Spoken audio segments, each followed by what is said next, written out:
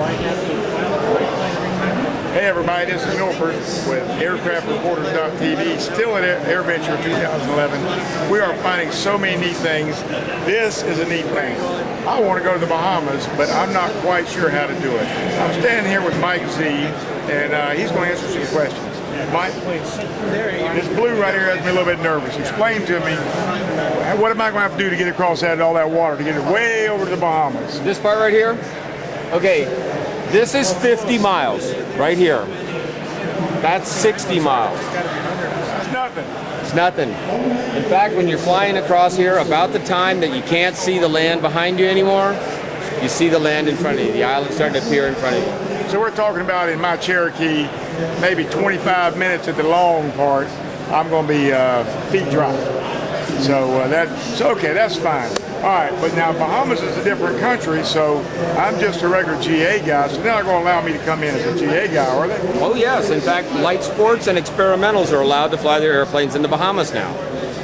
Basically, everything is, you're going to operate your airplane the same way you do here in the United States. You have to have your airworthiness certificate, your registration, all of that paperwork is exactly the same. The only differences are, our government requires you to have a customs use decal, which is, I think it's $27 or $30. You buy it online from customs. You have to have a radio station license and a restricted restricted radio telephone operator's permit. FCC. FCC. And what else do you have to? And you have to do the EAPIS manifest. Now, some of the experimental guys, you're going to have 12-inch numbers on your airplane. Other than that, if you're allowed to fly it in the United States, you're allowed to fly it over there. So there's a lot of this stuff about, all this stuff I got to have. Got to have most of it already. All right, I've actually signed up on EAPIS, and it's not that hard. It's online, EAPIS. Government is for actually getting into and out of the country. You do have to have a passport to fly in and out. Well, actually, you have to have a passport to fly back. Other than that, I can just come in here. I've got to make sure I go to a port of entry, correct? That's correct. And there's more than one. Yeah, there are more than a dozen ports of entry in the Bahamas, and there's about 8 of them scattered up and down the east coast of Florida. And there are some places you can get an overfly permit to go and land, for example, at Orlando. The EAPIS thing is really a service that helps everybody. It makes everybody's job a little bit easier. You file your passenger manifest online from the comfort of your own home, and it takes a little bit getting used to, but once you figure it out, it works pretty quickly. But when you get to customs, you're in and out. You arrive, you got your bags, you got your passport, he types in your tail number, and he's got everything right in front of him. Right. Just to let you know, I haven't busted that bubble yet. I haven't done it, but I had a trip planned. It's so simple. A friend of mine was going to go with me. I got his information. Basically, like Mike said, I typed the information, including his passport number, all that kind of stuff in. If I use him again, if we get ready to go, the online service will actually just throw him back in there real quick. I won't even have to type it in a second time. So, Mike, it sounds like it's simple. Why wouldn't I want to do it? Clear blue water? It's a beautiful place to fly. It's smooth as glass in the middle of the day. Typically, because of the Gulf Stream here, is typically the water's at about 80 degrees, 85 degrees, depending on the time of year. What we get there are cumulus, scattered to broken layer of cumulus, bases 1,500 to 2,000 feet with tops not above 5. So you're flying over these popcorn cumulus with the beautiful changing of colors of the water. It really, that first few minutes, if you're not used to flying over water, you're definitely gonna, be a little bit nervous about it. But as soon as you see the islands and the turquoise water and those beautiful puffy clouds and that smooth ride, that all goes right away. One thing I'm wondering about too is while we're flying over there, we know it's a short trip over the water, but there are rules. Mike, you want to explain a little bit to us about the life vest rules that you have and where I can go to get some of that stuff? Okay, you do have to have a life jacket on board for every person. Rafts are not required on private aircraft. If you don't want to buy these life jackets, because maybe you're only going to go one time, although I doubt once you see it, you'll only want to go one time, there are gateway FBOs that are scattered up and down. They're usually located at a port of entry. We have with us here Banyan and Sheltair. They have employees that have been trained to answer any questions you might have with the paperwork, and they have life rafts and all kinds of survival gear, life vests that you can rent for your trip. All right, now we know we're in there, we've got our life vest, we're there, we've already done the port of entry, but now can we fly? Do we have to do the check-in at each airport, or what if we want to go to some different islands? Okay, when you arrive at a Bahamian port of entry, you're going to fill out a form like this. It's called the C7A. It's a triplicate form. They're going to stamp one copy and you're going to get it. You keep this in the airplane with you, and this is your cruising permit. Now you can fly all the way through all of these islands in the Bahamas without checking in. It's important to keep this with you so that you can show that any officials who might ask that you have checked in. You have actually already done your port of entry. That's correct. And you're free to go. It's great to come in at the big islands. There's a lot of beautiful hotels and places to stay, shops and stuff. There's a lot of sand and fun all along these kind of islands. There's a lot of fun. Beautiful experiences to be had. Boats, sailboats, dive boats. The best snorkeling in the world is here. This is the Exuma Keys. There are 365 islands in the Exuma chain alone, so you can be on a different, secluded island every day of the year and not be on the same one more. Just on that one chain. Just on the Just one in this chain. part right here. How do you land? I mean, they can't be airport, can't be 365 airports. Well, most of the places there have boats that you can rent and guides that'll take you around and show you some of the more interesting places. Actually, there are 6 runways in the Exuma chain alone. There are a lot of runways in the Bahamas, so don't let that be the reason you don't go down here. And you look at these islands on this chart, it doesn't look like very much, but this is the best snorkeling in the world. Well, now I want to see some beautiful video to get me excited about this. Where's a good place for me to see approaches, flybys, whatever you might have with that beautiful blue water? Well, we've shot a lot of video we have on our website, breezeraircraftusa.com. You can see all of the Bahama things. We're putting together videos of approaches to all of these small runways now, and we're in the process of still getting more and more of them. Also, the Bahamas.com website has a section for flying, and you click on that, and they also have some videos and information about Well, everybody, flying. I want to tell you one warning. If you go, just remember to bring your mask, snorkel, and your beach towel. You're going to have a good time dipping your toes in the sand. It's Milford Shirley for AircraftReporters.tv at AirVenture 2011. We're having a lot of fun. We're going to bring you some more stuff, too. Stay tuned. Hi, I'm Mike Z.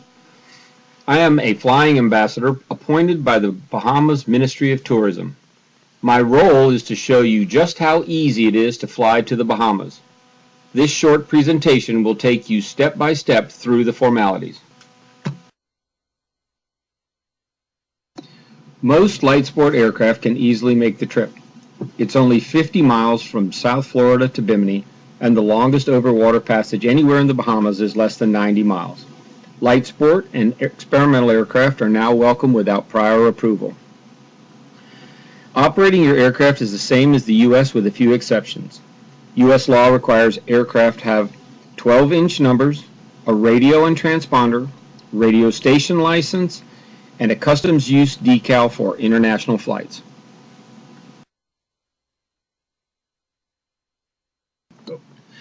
Your radio station license and restricted radio telephone operator's permit can be obtained online at fcc.gov. There is no test for this. Allow a couple of weeks to receive them.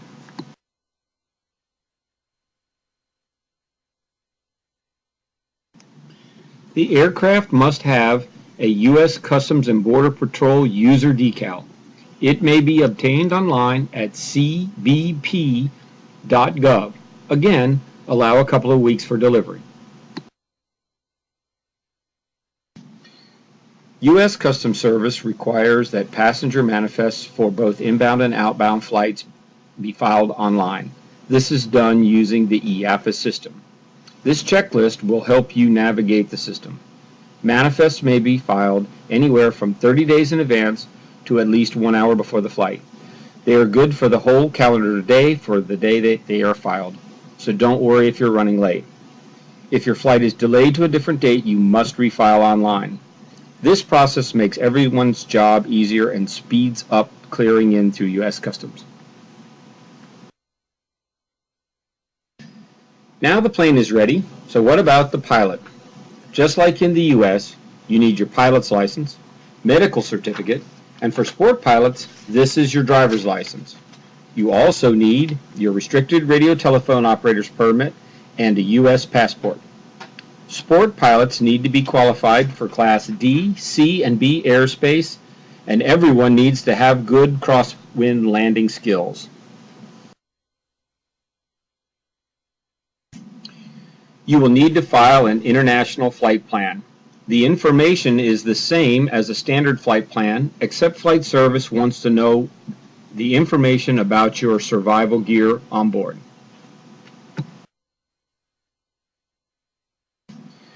The Air Defense Identification Zone, or ADIZ, is a boundary surrounding the United States. It was established after 9/11, and the most important thing you need to know about it is do not squawk 1200 inside it. You must contact ATC at least 15 minutes prior to penetration of the ADIZ. If you are using flight following, you will already have been issued a code. Arriving in the Bahamas, you will need 3 copies of the C-7A and a passenger list. These can be filled out in advance. If you don't have them or are having difficulty, the Bahamian officials or FBO personnel will be happy to assist you if you need it.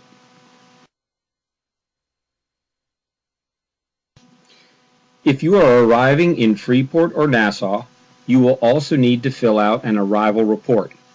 While there are no landing fees for non-commercial, single-engine planes less than 6,000 pounds, there may be ramp or facility charges depending on where you go.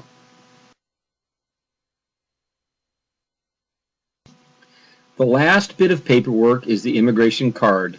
You will need 1 per person. These are stamped and carried with you as proof that you cleared in. You will also have a stamped copy of a C-7A that will serve as your cruising permit.